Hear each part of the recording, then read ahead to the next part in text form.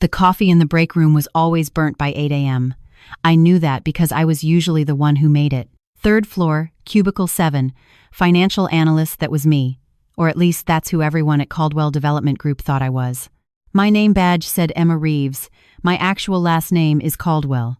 My father, the man whose portrait hung in the lobby, the man whose name was etched in granite above the entrance of this 40-story building, had asked me to do something I never imagined he would ask. 6 months before my 26th birthday, he sat me down in his home office, poured 2 glasses of whiskey, and slid one across the desk toward me.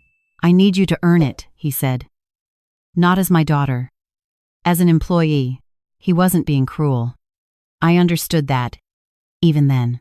My father had built Caldwell Development Group from a 2-room office and a single construction contract in 1987. He had watched other family businesses crumble under the weight of heirs who didn't understand what they were inheriting.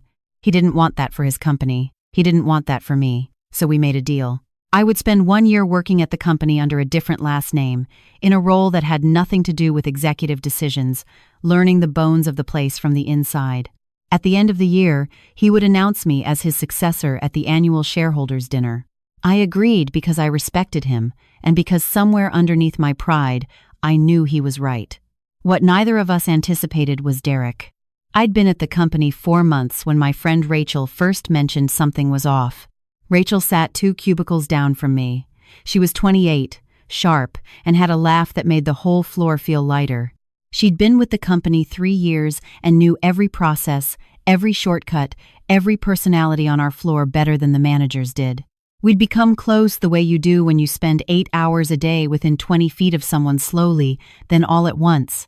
She was the kind of friend who texted you when she heard it was raining to make sure you had an umbrella. I had never had a friend like that before. Growing up as Robert Caldwell's daughter came with a certain kind of loneliness that no amount of private school tuition could fix. About 3 weeks before everything changed, Rachel mentioned almost casually that her mother had been admitted to Northwestern Memorial with a cardiac diagnosis. She said it the way people say difficult things when they've been practiced at carrying them alone, matter-of-factly, with a small shrug, like it wasn't the thing keeping her up at night. "She doesn't have great insurance," Rachel said, "but we'll figure it out." I wanted to say something right then. I almost did. But I had promised my father I would stay in character, stay in role, not use money or position to blur the lines of the experiment. I told myself I would find another way. I held on to that promise like it was a virtue, when really it was just avoidance dressed up in good intentions. That was one of the things I would later regret most. Derek arrived on a Tuesday. He was introduced in a company-wide email from my father's executive assistant, a brief, formal note that simply said the CEO's son would be joining the company in a senior advisory capacity to learn operations before taking on a larger leadership role. The email didn't elaborate. It didn't need to. By lunchtime, every floor of the building was buzzing. I read the email 3 times. My father had been married once before my mother. I knew that. It was not a secret. It simply wasn't something we discussed. The marriage had lasted 2 years, ended quietly, and my father had never mentioned children from it. I had grown up as an only child in every way that mattered. I called my father that evening from my apartment. He didn't answer. I called again the next morning. His assistant told me he was in back-to-back meetings and would return calls by end of week. I told myself there was an explanation. I told myself to be patient. I told myself a lot of things that week. Derek showed up on Wednesday morning. He was tall, well-dressed in the particular way that says money spent fast, and he walked through the floor with the kind of confidence that isn't earned but assumed. He had our father's last name, or so he said.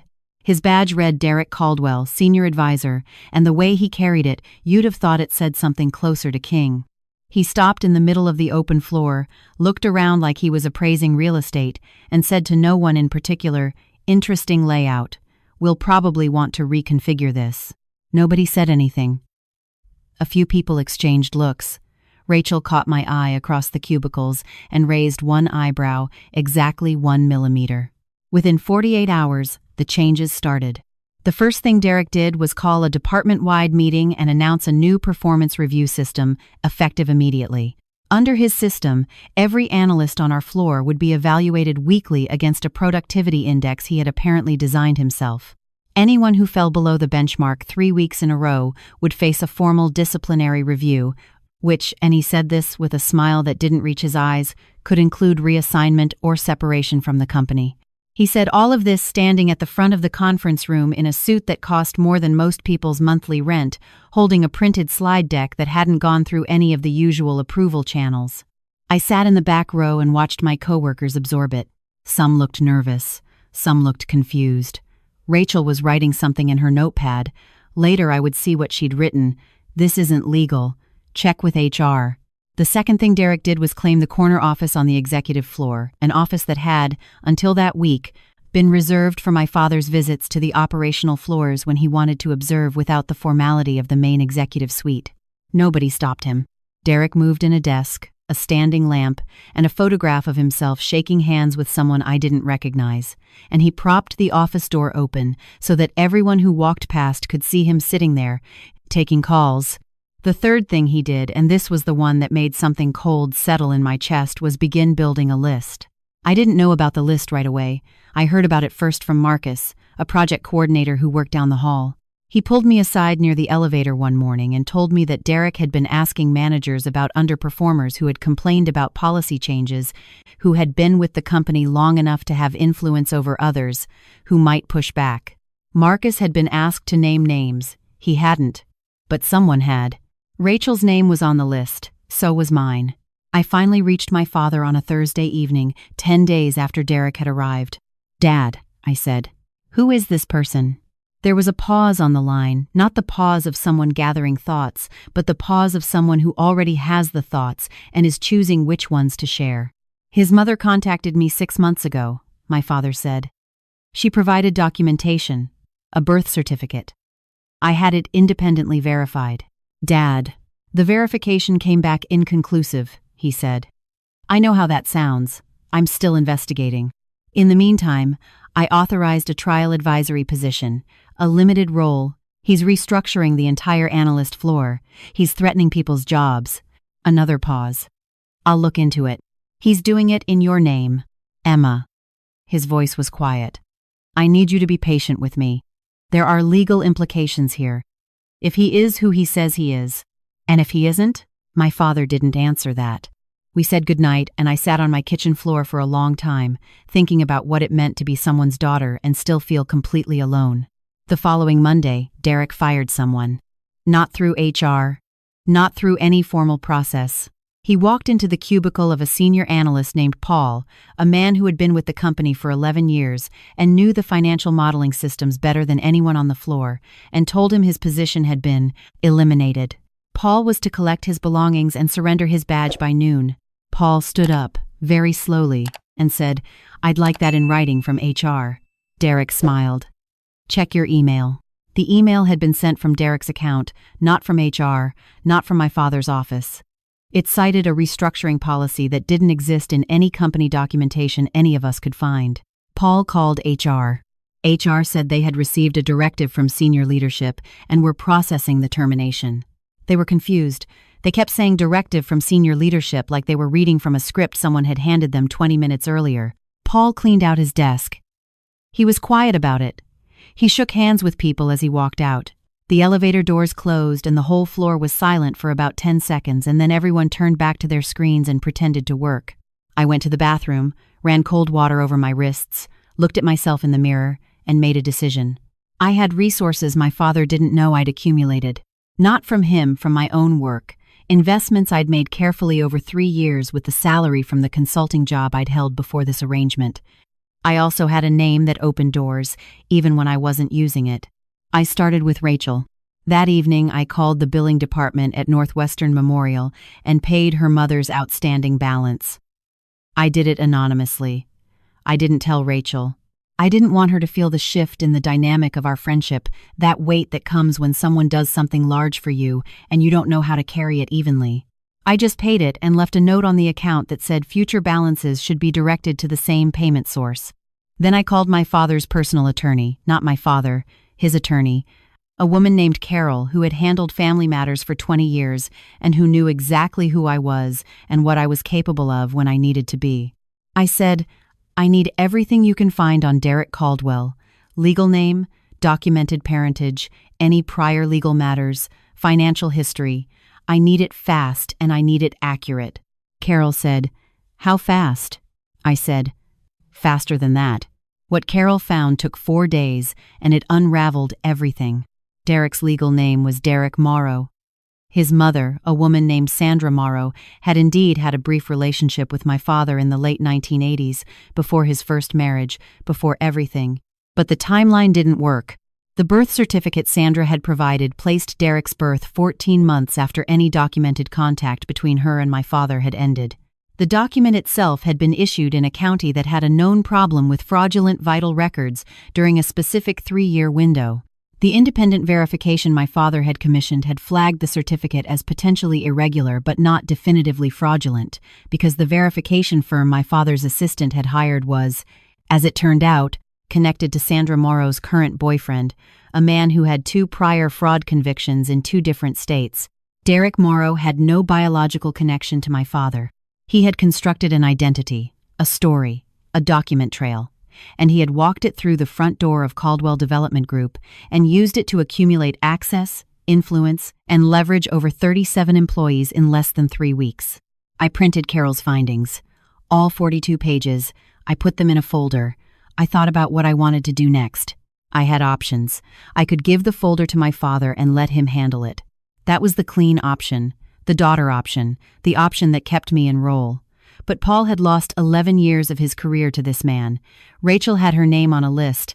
There were 37 people on that floor who had spent 3 weeks afraid, adjusting their work to meet benchmarks designed by someone who had no right to be in that building. I decided the clean option wasn't good enough. The annual departmental review was held on the last Friday of every month. All senior advisors, department heads, and the CEO or his designated representative attended. It was one of the few times when everyone from the executive floor and the operational floors were in the same room at the same time. I requested 15 minutes on the agenda. I submitted the request through the proper channel, through my father's assistant, under my real name, Emma Caldwell. The assistant, who had known me since I was 11 years old, sent back a calendar confirmation within the hour. I didn't tell Rachel what I was going to do. I didn't tell anyone.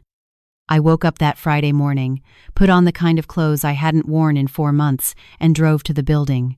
When I walked onto the floor, Marcus saw me first. He looked at my clothes, then at my face, then back at my clothes, and said nothing. Rachel looked up from her desk and tilted her head about 2 degrees, the way she did when she was filing something away to ask about later. I went upstairs. The conference room on the executive floor seats 30. I walked in and took a seat at the far end of the table. Derek glanced at me the way you glance at something that doesn't immediately register as a threat and then dismiss it. My father looked at me for exactly 2 seconds longer than everyone else in the room and then looked at the agenda in front of him. The meeting moved through its items: budget updates, project timelines, a procurement issue. Derek spoke twice, both times with the particular fluency of someone who has memorized the vocabulary of a field without understanding its substance.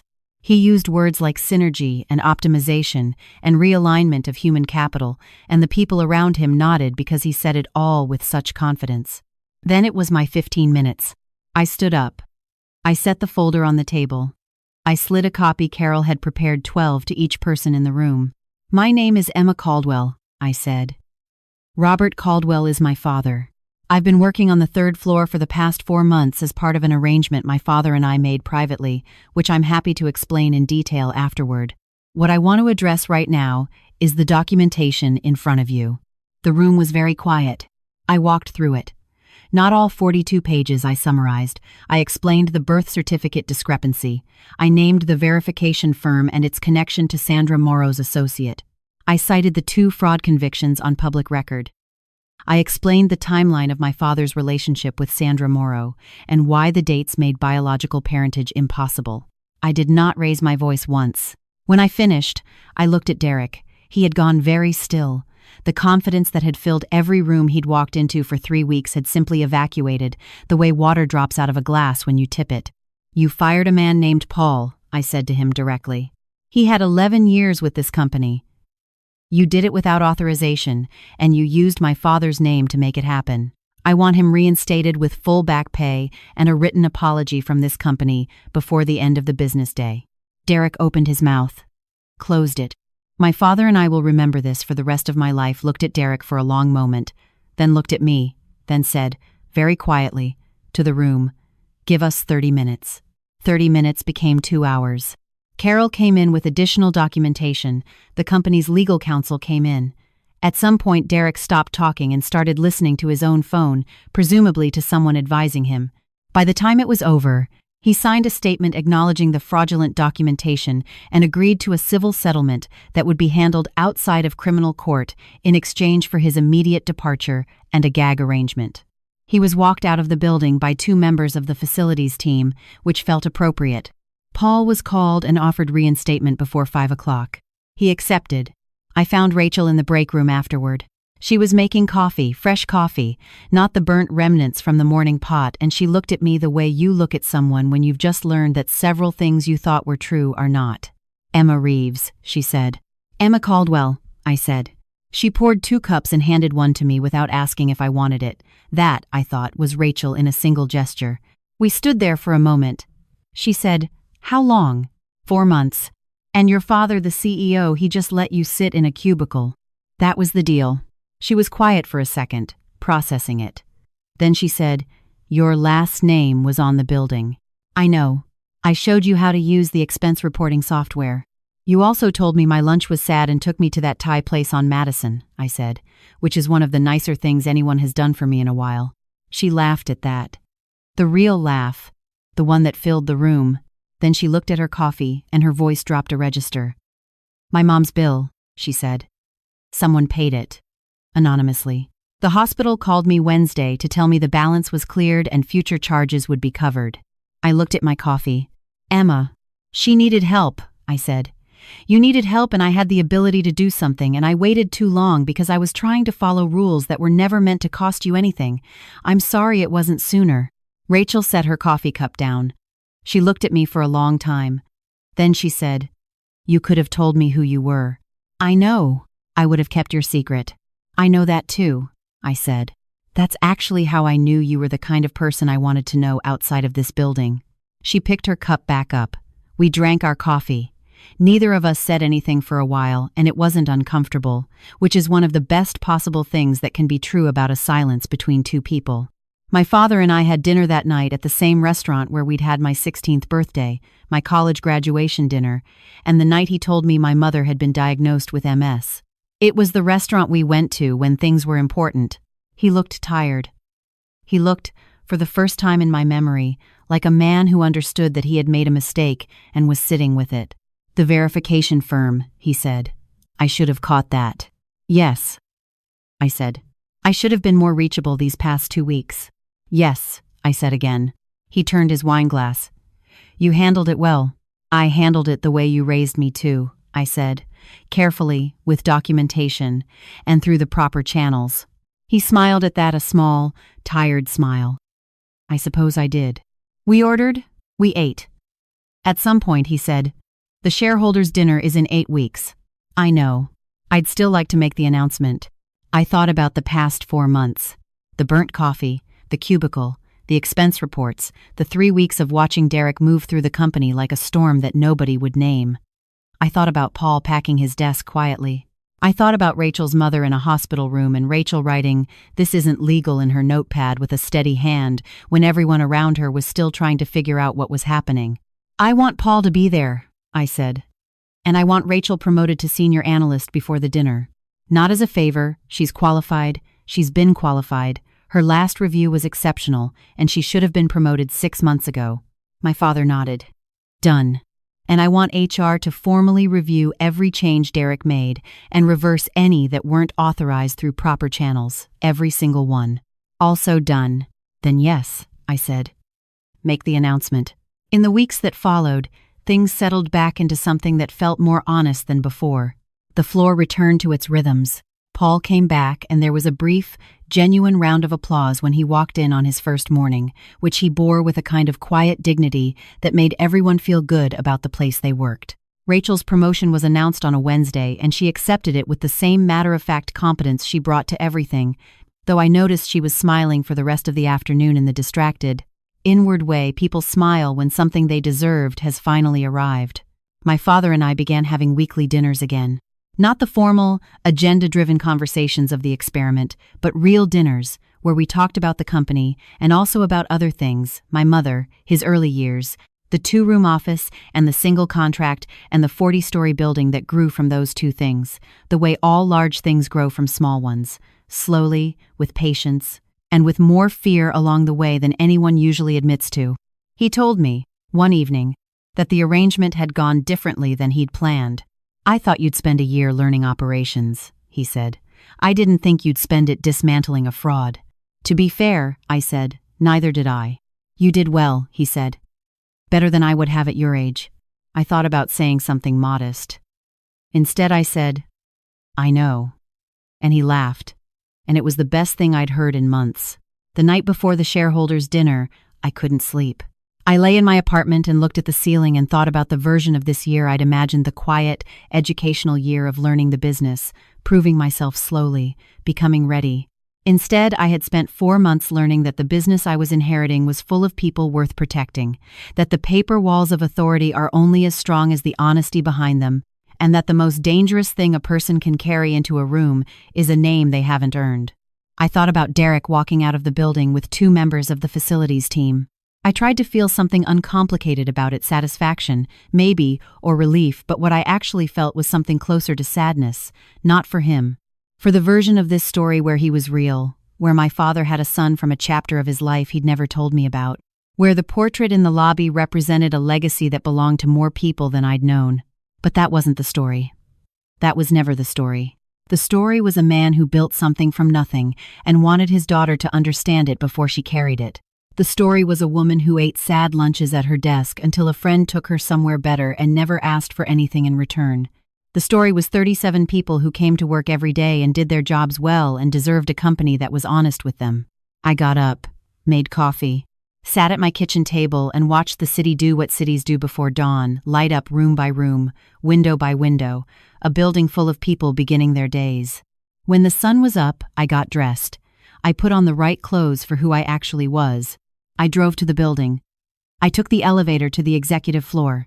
I stood for a moment in the hallway outside the office that had my name on it now, not a cubicle, not a badge that said Reeves, and then I opened the door and sat down at my desk and got to work. There was a lot to do, and I knew how to do it. That felt, after everything, like exactly enough.